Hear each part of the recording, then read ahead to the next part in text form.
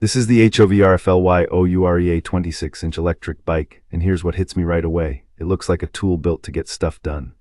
Matte black, clean lines, a chunky removable battery on the down tube, mechanical disc brakes, front suspension, 26-inch wheels, and a throttle. The vibe is sturdy and simple, not flashy. My first ride set the tone. Thumb the throttle and it surges to 20 MPH without drama. That 750W peak rear hub motor doesn't yank the bars out of my hands, but it's quick off the line. I use the throttle to jump through intersections, then let pedal assist take over. For anyone new to e-bikes, pedal assist means the motor helps when you're turning the cranks, and a cadence sensor just checks if you're pedaling, not how hard. That's why it can feel like the bike is doing the work while your legs keep a steady, easy spin. At higher speeds, there's a bit of that ghost pedaling sensation, which is normal for this kind of setup. Key features that matter to me start with the 48V system and the removable 374Wh battery. In simple terms, watt-hours are your gas tank size. The brand rates it up to 40 miles in pedal assist and around 20 miles on throttle only.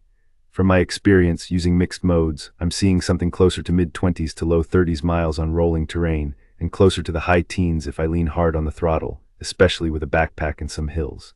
In my opinion, that's realistic for a 374Wh pack, paired with a motor that can peak at 750W. Charge time lands around 5 to 6 hours from low to full, and I like that I can pop the battery off and bring it inside. The included lock is a small but meaningful quality-of-life touch. The frame is high-strength steel, which gives it a planted feel.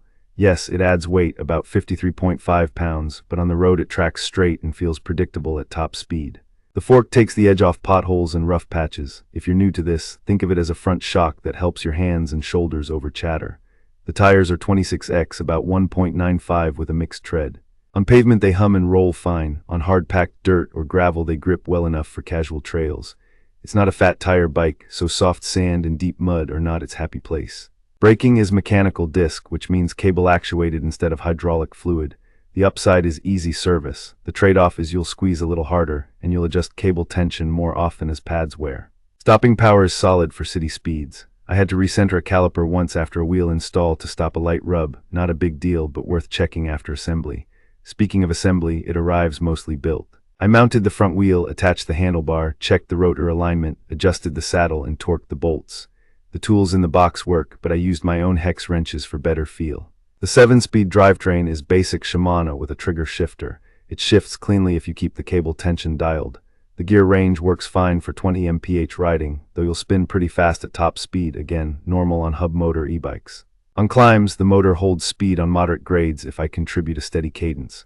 On steeper hills, I drop to a lower gear and help the motor keep its RPMs up. That's where this bike shines. Use the motor for the heavy lifting and use your legs to keep everything efficient and cool. Comfort-wise, the saddle is firm and narrow, more athletic than plush. After a few rides, I swapped to a cushier seat and added a suspension seat post. The grips are simple rubber, they're fine, but I'd go ergonomic if you ride daily. The display on my unit is basic, with assist levels and battery bars. I wish it showed a speed readout with numbers. I ended up using my phone on the bar for speed. There's a headlight that runs off the main battery, and fenders that actually do their job when roads get wet. The included frame bag is handy for tools and a lock. I care about safety, so I appreciate that it's UL 2849 certified. That standard covers the electrical system for e-bikes, battery, charger, and wiring to reduce risk of thermal issues. In day-to-day use, it means I'm more comfortable charging the battery indoors and not babysitting the charger. I still avoid blasting through heavy rain because, well, it's electronics and a bike. This thing is not light. Carrying it up a flight of stairs is a workout, and loading it on a car rack takes a moment. Once moving, though, the weight fades away. I also had to snug up a few spokes on the rear wheel after a few weeks. Hub motors put extra load on the wheel, so that's a maintenance check I do early and then every month or so. Brake pads will wear quicker than on a regular bike because you'll be stopping from higher speeds more often. None of that is unusual for an e-bike in this class. From my experience, the Ourea hits a sweet spot for daily commuting and short trips. It's quick to 20 mph, stable at speed, and practical with the throttle when traffic gets weird. The cadence-based assist is simple to live with once you understand the on/off nature of how it delivers power. Range is honest as long as you don't expect miracles from a smaller battery, and it's got the basics out of the box. Fenders, light, kickstand, bell, and that removable battery with a lock. It's perfect for riders who want a reliable Class 2 setup for getting to work, running errands, and exploring paved paths or smooth gravel without overthinking it. I'd recommend this for someone with a round trip under 15-20 miles who values a throttle for quick starts and who doesn't mind doing simple adjustments or visiting a local shop for a tune. If you want massive range or hydraulic brakes, you'll probably be browsing higher-price models. If you want a solid, no-fuss ride that just works, this checks a lot of boxes. In my opinion, the best upgrades are a more comfortable seat, maybe an ergonomic grip, and a bright add-on headlight if you ride fast at night. Keep the tires near the higher end of the recommended size for range and speed on pavement, and drop a bit for comfort on rougher surfaces. Learn how to center your calipers and keep an eye on spoke tension. Those small habits keep it running smooth. In conclusion, the Hoverfly Ourea 26-inch gives me honest power, simple controls, and a sturdy feel that matches its look. It doesn't try to be fancy. It tries to get me there every day with less sweat and more fun, and it mostly nails it.